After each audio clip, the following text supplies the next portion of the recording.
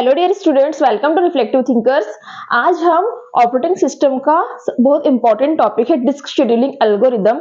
ठीक है, यदि आप यूनिवर्सिटी या कोई कॉलेज में पढ़ रहे हो, उसमें भी कई बार एग्जाम में जो डिस्क शेड्यूलिंग होती है उसके एल्गोरिदम्स की जो हमारे क्वेश्चंस होते हैं, ठीक है, न्यूमेरिकल्स होते हैं कि किस किस टाइप से हम डिस्क शेड्यूलिंग एल्गोरिदम्स को सॉल्व कर सकते हैं। ठीक है, तो न्यूमेरिकल कई बार एग्जाम में आते हैं और इसका जो सॉल्यूशन है बहुत ही इजी है। ध्यान से समझेंगे आज हम कि हम किस टाइप से ये जो सीपीयू शेड्यूलिंग एल्गोरिदम है उसके न्यूमेरिकल सॉल्व कर सकते हैं। ठीक है, और यदि आप कॉम्पिटिटिव एग्जाम्स की प्रिपरेशन कर रहे हो तो उसमें भी ये जो न्यूमेरिकल होते हैं वो कई बार एग्जाम में पूछते हैं। ठीक है, डिस्क शेड्यूलिंग मीन्स हमें कोई शेड्यूलिंग एल्गोरिदम यूज करके ऑपरेटिंग सिस्टम को क्या करना है कि हार्ड डिस्क में हमारा जो भी डेटा कहीं पर सेव किया हुआ है, ठीक है, उस हार्ड डिस्क में से हमको फेच करना है हमारा डेटा।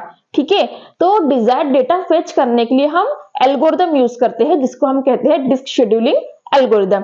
अब हम किस एल्गोरिदम के थ्रू किस टाइप से हमारा डेटा फेच करते हैं वो आज हम देखेंगे। ठीक है, मेन मोटो हमारा क्या है डिस्क शेड्यूलिंग एल्गोरिदम का कि हमको जो सीक टाइम होता है इसको मिनिमाइज करना है। ठीक है, सीक टाइम मतलब क्या कि हम जो भी डेटा चाह रहे हैं कि ये जो पर्टिकुलर डेटा है हार्ड डिस्क में रखा हुआ है उसे हमें चाहिए, जो डिजायर्ड डेटा हमको चाहिए रहेगा उसको हम कम से कम टाइम में फेच कर सके। ठीक है, तो मेन मोटो हमारा ये है। तो हमको सीक टाइम क्या करना है, कम करना है। सीक टाइम मीन्स क्या कि जो टाइम हमको लग रहा है हार्ड डिस्क में डेटा फेच करने के लिए वो टाइम कैसा होना चाहिए, कम लगना चाहिए, ज्यादा टाइम तक यूजर को वेट नहीं करना पड़ेगा। ठीक है, कि हमको बहुत ज्यादा टाइम तक वेट करना पड़ रहा है और हमारा डेटा हम फेच नहीं कर पा रहे हैं। ठीक है, तो ऐसा नहीं होना चाहिए। इसके लिए डिफरेंट डिफरेंट एल्गोरिथम्स डिजाइन की गई है जिसके थ्रू हम हमारा डेटा फेच कर सकते हैं। ठीक है, तो मेन पर्पस क्या है कि हमको हमारा जो सीक टाइम है, हमारा जो टाइम रिक्वायर्ड है डेटा फेच करने का हार्ड डिस्क में से वो कैसा होना चाहिए, कम होना चाहिए। तो अब हम उसको कैसे कर सकते हैं, इसको समझने से पहले हम एक ये हार्ड डिस्क का आपका एक आर्किटेक्चर है। ठीक है, इसको हम समझेंगे कि डेटा कहां पर स्टोर्ड रहता है हार्ड डिस्क में से और हमको कहां से उसे फेच करना है। ठीक है, तो देखो ये एक हार्ड डिस्क का हमने नॉर्मल एक आर्किटेक्चर बनाया हुआ है। ठीक है, अब यहां पर देखो ये एक हार्ड डिस्क है। ठीक है, ये कंप्लीट एक पूरी हार्ड डिस्क है। ठीक है, अब इसमें नंबर ऑफ प्लेटर्स है। प्लेटर को आप एक सीडी एज्यूम करके समझ सकते हो। ठीक है, थोड़ा सा विजुअलाइज करना पड़ेगा आपको कि देखो प्लेटर, मैंने जैसे ही कहा कि प्लेटर है, प्लेटर मीन्स आप समझ लो कि मैं एक सीडी की बात कर रही हूँ। ठीक है, अब हार्ड डिस्क है तो हार्ड डिस्क में सपोज कि नंबर ऑफ सीडीज लगी हुई है। ठीक है, अब नंबर ऑफ सीडी है, सपोज ये एक सीडी लगी हुई है। ठीक है, और एक दूसरी सीडी से नंबर ऑफ सीडीज बहुत सारी लगी हुई है ना हार्ड डिस्क में। अब ये सबसे पहले जो मैं सीडी, ठीक है, जिसको मैं प्लेटर कह रही हूँ, ठीक है, इसको पहले हम समझेंगे। देखो ये जो आपको दिख रहा है एक पूरा सर्कल, ठीक है, तो ये एक पूरा प्लेटर है। ठीक है, अब इस प्लेटर में नंबर ऑफ ट्रैक्स बने हुए हैं। ठीक है, नंबर ऑफ ट्रैक्स मीन्स क्या, देखो ये है एक हमारा ट्रैक बना हुआ, क्लियर है, इसके बाद में ये सेकेंड ट्रैक है। ऐसे नंबर ऑफ ट्रैक्स एक प्लेटर में हो सकते हैं। ठीक है, तो इसमें 1 2 3 4 ऐसे ट्रैक्स बने हुए हैं। और ये जो बॉक्सेस दिख रहे हैं आपको, ब्लॉक्स ऐसे जो बनाए हुए, मैंने इसको हम सेक्टर बोलते हैं। ठीक है, जिसमें हमारा डेटा जो स्टोर होता है हार्ड डिस्क में वो कहां पर होता है, सेक्टर्स में।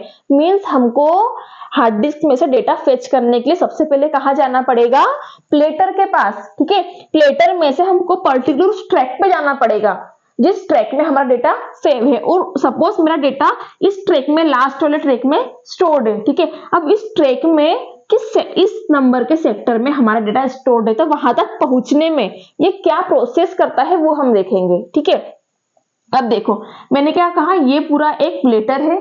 ठीक है, इस प्लेटर में नंबर ऑफ, ये देखो सर्कुलर शेप में आपको दिख रहे हैं, ये क्या है, नंबर ऑफ ट्रैक्स। ठीक है, ये एक ट्रैक हो गया, ये एक ट्रैक हो गया। ठीक है, इस टाइप से ट्रैक्स बने हुए और इन ट्रैक्स के अंदर नंबर ऑफ सेक्टर है। एक ट्रैक में नंबर ऑफ सेक्टर्स होंगे, जैसे सर्कुलर शेप में बना हुआ ट्रैक, इसमें नंबर ऑफ सेक्टर्स है। इसके अंदर एक जो सर्कुलर शेप में, इसमें नंबर ऑफ सेक्टर्स है। ठीक है, और इन सेक्टर्स में क्या होता है, हमारा डेटा स्टोर्ड किया हुआ रहता है। ठीक है, अब मुझे जब भी डेटा फेच करना हो तो कहां से करना पड़ेगा, सेक्टर में से।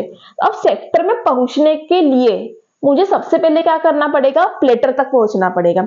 अब प्लेटर जो है, सीडी हम देखते हैं उसका क्या होता है, एक अपर सरफेस और एक लोअर सरफेस होता है। ठीक है, अब ये प्लेटर है, इस प्लेटर में मुझे पहले ट्रैक पे पहुंचना पड़ेगा, उस ट्रैक में पहुंचने के बाद मुझे सेक्टर में पहुंचना पड़ेगा ताकि मैं वो डेटा मेरा एक्सेस कर सकूं। ठीक है, तो इतना प्रोसेस चलता है।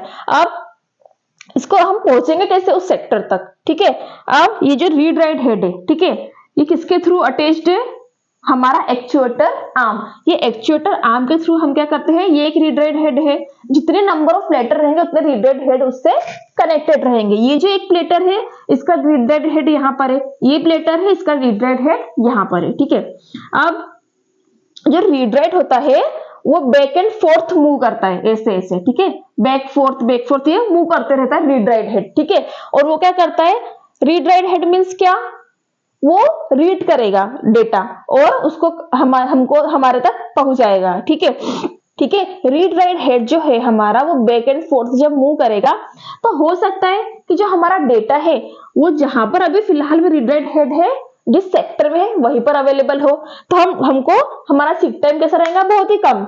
ठीक है, मतलब बेस्ट केस हो जाएगा वो, मतलब बेस्ट केस में हमको वो हमारा पर्टिकुलर डेटा मिल जाएगा।